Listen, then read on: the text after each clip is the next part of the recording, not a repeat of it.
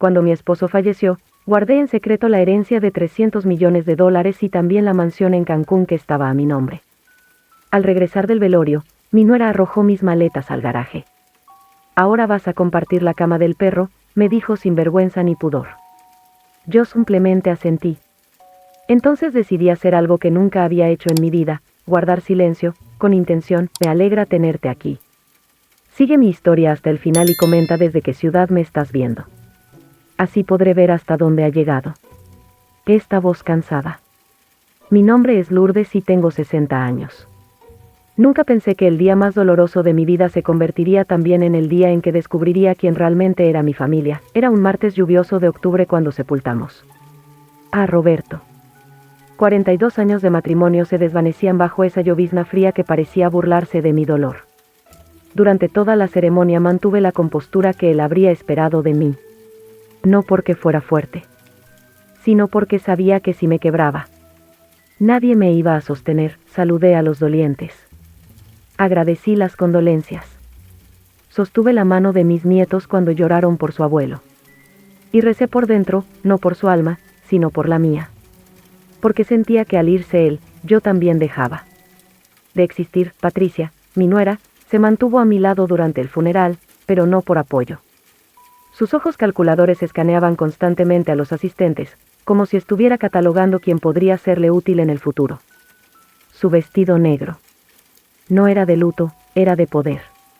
Y su silencio no era respeto, era estrategia. Yo la vi. Vi cómo, mientras todos lloraban, ella evaluaba.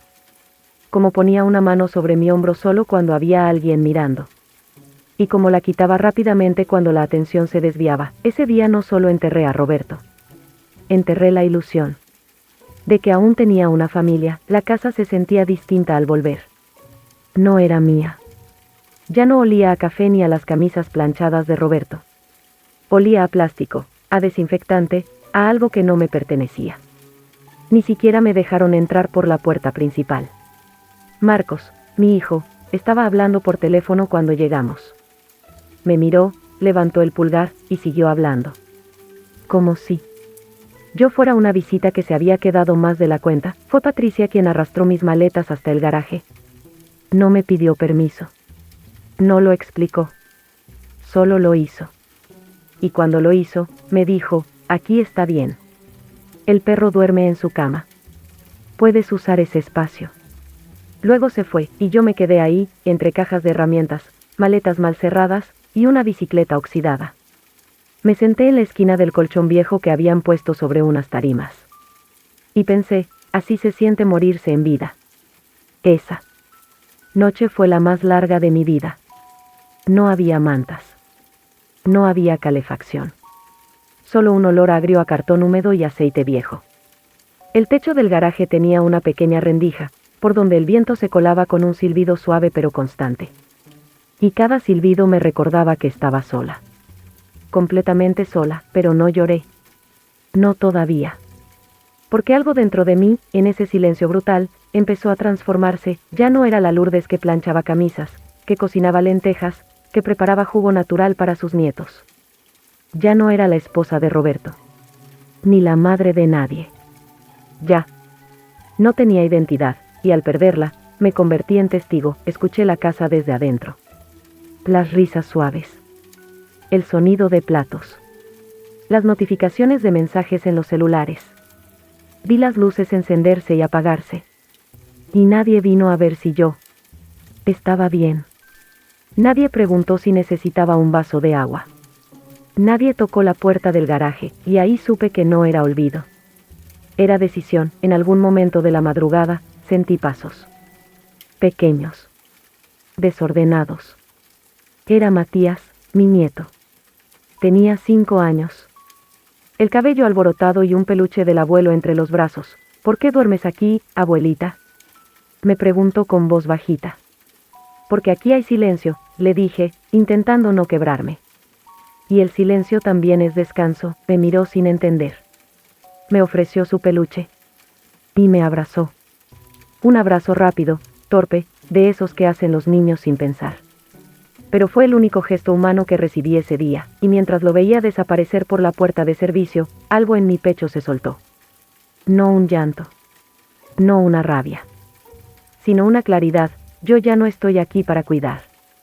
Estoy aquí para observar. Desde ese instante, comencé a mirar con otros ojos. El garaje dejó de ser un castigo. Se convirtió en mi torre de vigilancia. Desde ahí, todo era más claro. Más honesto. Y por primera vez, me pregunté algo que nunca me había permitido pensar: ¿quién soy yo cuando nadie necesita lo que doy? No tenía respuesta. Pero sabía que iba a encontrarla. Y cuando lo hiciera, nadie iba a poder callarme otra vez. A la mañana siguiente, desperté con el cuerpo quebrado. No por el colchón, ni por el frío, ni por la rigidez de la postura en la que me dormí. Desperté quebrada porque por primera vez en décadas no tenía a quien servirle el desayuno, no preparé café. No doblé ropa. No desperté a nadie con voz suave. No tenía un propósito más allá de respirar y observar. El garaje seguía oliendo igual, a metal, a polvo viejo, a abandono. Las herramientas colgadas en la pared parecían mirarme como testigos de una escena prohibida. Una caja con adornos de Navidad me saludaba desde la esquina, como recordándome que incluso las luces de colores tienen fecha de caducidad. Me senté. No para ordenar nada, sino para abrir mi maleta. Esa que Patricia arrastró hasta aquí como si fuera un estorbo con ruedas, y ahí, entre camisas planchadas que nadie valoraba y una bufanda que olía a Roberto, saqué la carpeta negra. Mi secreto. Mi escudo. La abrí lentamente. No porque dudara, sino porque sentía que ese acto era una especie de ritual. Adentro estaban todos los documentos que Roberto y yo habíamos preparado en los últimos 2 años. Él sabía. Sabía que, después de su muerte, las sonrisas se apagarían. Y me pidió una sola cosa: no digas nada. Observa primero. Roberto fue un hombre silencioso, pero jamás ingenuo. Desde que vendió su clínica, comenzó a mover sus bienes con discreción. Cuentas offshore, escrituras a mi nombre, fideicomisos codificados. Incluso contrató a un notario en otra ciudad para evitar filtraciones familiares. Recuerdo que me lo explicó todo como si me estuviera enseñando a conducir una nave en llamas.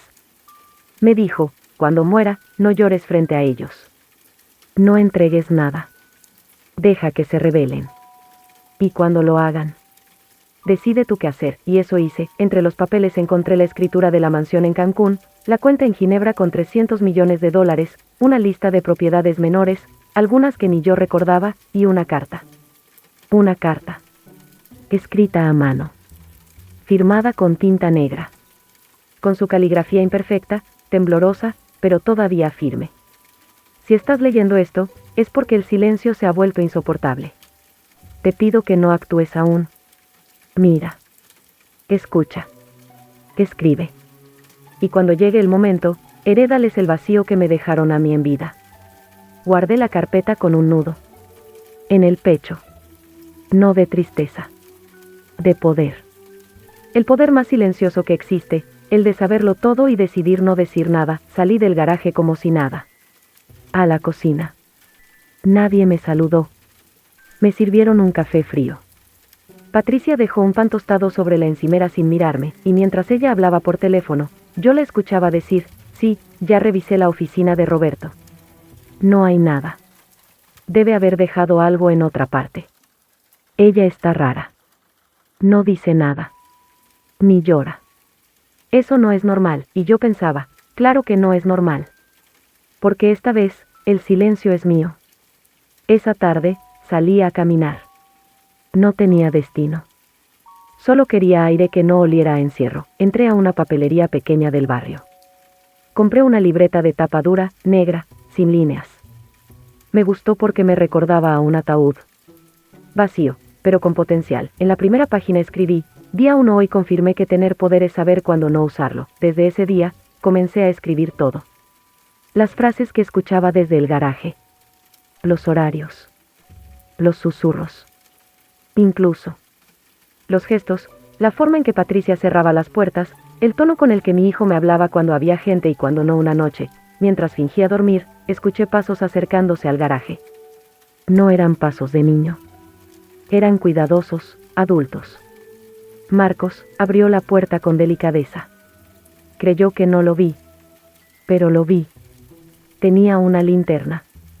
buscaba algo, se acercó a mi maleta, la tocó, y cuando vio que me movía apenas, retrocedió lentamente. Y cerró la puerta, no hizo ruido. Pero dejó atrás una huella más en mi libreta. Día 3 mi propio hijo me rebusca las pertenencias como si fuera una desconocida. ¿Qué duele más, su codicia o mi decepción? El día 5, Matías me visitó en el garaje. Me trajo un dibujo. Era una casa con un jardín y un sol enorme en la esquina. Me dijo que era la casa donde él y yo íbamos a vivir cuando fuera grande. Y que allí, nadie me mandaría al cuarto del perro. Me reí. Le di un trozo de pan con mermelada.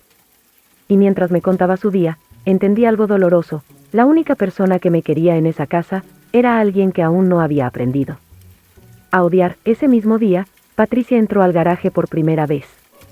No fue para verme. Fue para buscar algo. Lo noté en sus ojos. Escaneó el lugar como quien revisa un trastero. ¿Todo bien por aquí?, me dijo con una sonrisa falsa. Muy bien, gracias. Aquí hay silencio. Me gusta. Le respondí. Se quedó parada unos segundos. Miró la carpeta negra sobre una repisa. Pero no la tocó, y entonces entendí que ya no me veían como una abuela. Me veían como un obstáculo con secretos, y en ese momento, decidí que lo sería. Un obstáculo impenetrable. La última barrera entre ellos y la codicia. La noche del día 6, volví a abrir mi libreta. Y escribí, día 6 mi silencio comienza a hacer ruido. Y eso me gusta. Desde entonces, dejé de esperar cariño. Ya no deseaba que me ofrecieran café, ni que me invitaran a la mesa, ni que preguntaran cómo me sentía, porque ahora sabía que cada desprecio era una confesión. Cada olvido, una declaración, y yo estaba ahí, tomando nota de todo. Con la paciencia de quien ya no tiene nada que demostrar, pero mucho que proteger. Asterisco. El día 7 comenzó como todos los demás, yo sentada en el borde del colchón, con una taza de café frío, escuchando las voces que rebotaban en las paredes como ecos torcidos de lo que alguna vez fue una familia. Habían dejado de preguntarme si necesitaba algo. Pero también habían empezado a mirarme menos. Y eso, lejos de dolerme, me daba poder. Porque el que no te ve, baja la guardia. Y el que baja la guardia, se delata. Ese día no escribí mucho en mi libreta. Solo una frase: hoy empieza el juego. Durante el desayuno, noté cómo Patricia le susurraba algo a Marcos. Algo corto. Discreto. Pero su mirada se desvió inmediatamente hacia mí. Y aunque fingí que no los veía, sabía que estaban hablando de la carpeta, sí. Aquella carpeta negra. Que había dejado a propósito ligeramente visible, como quien olvida un cuchillo sobre la mesa sabiendo que alguien intentará usarlo. La primera trampa funcionó. Esa noche, revisaron mis cosas. Estoy segura. El cierre de mi maleta estaba corrido un par de centímetros, el cuaderno de recetas fuera de lugar, una camisa arrugada que yo había doblado con precisión de relojera, y en mi libreta, escribí. Día 7 cayeron en la primera. El día 8, cambié de estrategia. Dejé una hoja impresa, diseñada por mí, y en el bolsillo interior de mi abrigo, ese que sabía que Patricia usaría para salir con su amiga a la feria, era una supuesta transferencia bancaria internacional, con mi nombre como beneficiaria. Y un remitente con sede en las Islas Caimán. El monto, $1.200.000. Justo lo suficiente como para parecer creíble, pero lo bastante ambiguo como para despertar codicia. No me dijeron nada. Pero esa misma noche escuché la conversación en el pasillo. ¿Viste lo que tenía en el abrigo? Eso no puede ser real. Y si sí lo es, y en mi libreta, día 8 dudan entre sí. Perfecto.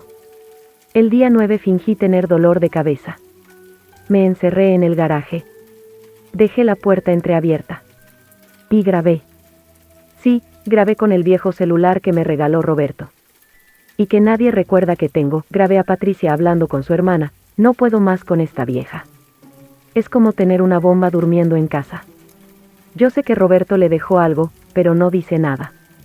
Estoy segura de que se está burlando de nosotros. Esa grabación no la usaría aún. Pero ya era mía.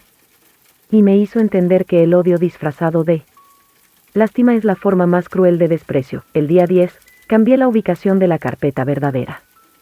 La escondí en una bolsa de plástico dentro del tanque de agua de la cisterna, envuelta en varias capas de papel encerado, y en su lugar, dejé una carpeta igual, con papeles absurdos, una factura falsa de compra de un yate, una cuenta bancaria. Con el nombre R. Rivas, un nombre ficticio, y un mapa dibujado a mano de la supuesta ubicación de una caja fuerte enterrada en Cancún, era una broma. Una trampa. Una provocación, y ellos, claro, mordieron el anzuelo. Marcos pasó el día siguiente buscando cajas, moviendo muebles, llamando a un supuesto contacto legal para verificar propiedades en México, y yo, desde el garaje, tejía. Tejía sin hilo. Solo con las manos, para no olvidar que aún las tenía firmes. Esa noche me sirvieron la cena por primera vez en 10 días. Un plato de sopa. Ni salada ni insípida. Perfecta para quien quiere ganarse un favor. Patricia me sonrió. Una sonrisa que parecía salida de una máscara teatral. Y dijo, ¿cómo estás, Lourdes? ¿Te sientes mejor? Yo respondí, estoy bien. Silencio me hace bien, y bebí la sopa, pero no fue la sopa lo que me alimentó. Fue el miedo que vi en sus ojos.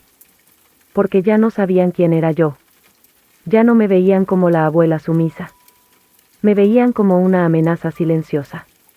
Y eso era delicioso. El día 11 puse la última semilla. Durante la siesta, dejé una hoja firmada con una pluma dorada, idéntica a la que usaba Roberto. En el cajón de los documentos del seguro del auto, decía, testamento complementario. En caso de muerte, dejar en manos de Lourdes F. de Ramírez el total del fondo número 7. Ningún heredero directo tiene acceso hasta confirmación judicial. Era completamente falso. Pero con lo justo para parecer auténtico. Y cuando Patricia lo encontró, lo supe, me sirvió café caliente al día siguiente. Con azúcar, como me gusta. Y dijo, estaba pensando que podríamos hacer una limpieza general en casa. Quizás podríamos moverte a la habitación de huéspedes. Sonreí, no hace falta. El garaje tiene buena acústica, y en mi libreta escribí, día 11 quieren tenerme más cerca. No saben que ya estoy en todas partes. Desde entonces, las cosas cambiaron. Ahora Patricia me pregunta si necesito algo. Marcos me ofrece llevarme al supermercado. Me invitan a las comidas. Incluso me llaman, mamá Lourdes, frente a los niños, pero todo suena hueco. Todo suena a temor. A cálculo. A culpa anticipada, y yo solo observo. Como una sombra que sonríe, en el día 12, escribí, ya no necesito hablar. Ahora solo espero el momento perfecto para abrir la puerta y salir. Porque cuando uno ha sido desechado, pero sigue en pie, cada paso se convierte en sentencia. Y cada mirada, en prueba de fuego, ya no busco justicia. La estoy fabricando. Patricia no sabía que cada gesto suyo, cada empujón, cada comentario venenoso, cada humillación disfrazada de favor, estaba construyendo el altar donde yo misma encendería la llama de mi transformación. Recuerdo ese día como si lo estuviera viviendo ahora mismo. Era jueves. El sol de invierno se colaba por las ventanas sucias de la cocina mientras yo fregaba platos que no me había permitido ensuciar. Patricia había cocinado para unos amigos suyos la noche anterior, y yo, como siempre, fui ignorada. Ni siquiera un ¿quieres cenar con nosotros, Lourdes? Nada. Solo platos grasientos y copas con marcas de carmín rojo. Testigos de una vida social de la cual yo había sido excluida como si fuera una sombra, un estorbo, un mueble viejo. Ella no sabía que esa mañana, mientras su risa vulgar retumbaba desde el teléfono en altavoz, yo ya había tomado una decisión, una que cambiaría mi destino. Una que haría que por fin se acordaran de mí. Una que les haría entender lo que significa perder a alguien que lo dio todo en silencio. Me encerré en mi antigua habitación, ese cuarto minúsculo que ahora compartía con una caja de herramientas y el colchón del perro. Saqué del doble fondo de mi maleta vieja una carpeta negra. Allí estaba todo. Escrituras. Testamento. Poderes. Códigos bancarios. Copias de la cuenta suiza. Las escrituras de la mansión de Cancún con mi nombre como titular único. Todo lo había guardado. Con una precisión casi militar. Roberto siempre me decía que yo era más organizada que un general del ejército, y no exageraba. Mientras revisaba los documentos, mis manos temblaban. No por miedo, sino por la electricidad que produce la justicia inminente. Pensé en mis nietos. En lo mucho que los amaba. Ellos eran inocentes. pero también pensé en lo que estaban aprendiendo de su madre. Cómo veían a su abuela convertida en sirvienta, cómo normalizaban el desprecio. Me dolía más eso que cualquier insulto, así que llamé a Mario. Mario era el abogado de la familia desde hace 30 años. Fue él quien redactó el primer testamento de Roberto. Pero Mario era también mi amigo. Me conocía. Sabía que yo no hablaba. Por hablar. Cuando le dije que necesitaba hacer cambios urgentes en el testamento, no preguntó por qué. Solo me pidió que lo viera al día siguiente. A solas, al colgar, sentí algo que no había sentido en mucho tiempo, poder, sí. Poder. Ese. Que Patricia creía que yo había dejado en la tumba junto a mi esposo. Ese que ella pensaba que nunca había tenido porque confundía bondad con debilidad. Al día siguiente, fui al banco primero. Tenía que mover parte del dinero a un fideicomiso. Sabía que si moría antes de arreglarlo todo, Patricia se quedaría. Con absolutamente todo. Ya lo había escuchado hablando con su hermana. Ella está vieja, no tiene mucho tiempo. Mejor si no firma nada. Total, nosotros somos la única familia que le queda. Esa frase me había taladrado la mente por semanas. Pero ahora, cada palabra era gasolina para mi fuego interno. En la oficina del banco, el gerente me miró con esa mezcla de sorpresa y respeto que solo se tiene ante una mujer mayor que sabe exactamente lo que está haciendo. Le entregué mi documento. Las claves, la autorización de Roberto. Señora Lourdes, ¿está segura de que desea mover este monto al exterior con una cláusula de reserva absoluta? Me preguntó. Estoy más segura de lo que he estado en toda mi vida. El abogado me esperó con café. No hubo palabras de consuelo. Solo acción. Redactamos un nuevo testamento en el que Patricia quedaba fuera de absolutamente todo. Todo. La mansión, los autos, las cuentas, las joyas antiguas, todo sería destinado a un fondo de becas para mujeres mayores de 60 años que hubieran sido víctimas de violencia psicológica en sus hogares. Un fondo con mi nombre, el legado de Lourdes. Pero eso no era lo más importante. En el último párrafo del testamento, incluye una carta dirigida exclusivamente a Patricia. Una carta que solo podría abrir si ella intentaba impugnar el documento. Una carta que decía, si estás leyendo esto, es porque aún no has aprendido nada. No fuiste tú quien me arrebató todo, fui yo quien te lo negué. Porque tú me negaste primero a mí. Lourdes. Salí de esa oficina más alta, más erguida, más viva, aquel sábado por la noche, mientras Patricia se preparaba para salir a una fiesta con sus amigas, me pidió que planchara su vestido. Y no lo quemes con tus manos artríticas, ¿sí? Me lo dijo con esa risita venenosa que siempre escondía detrás del labial caro. Yo la miré. Por primera vez, la miré de frente. Y le sonreí.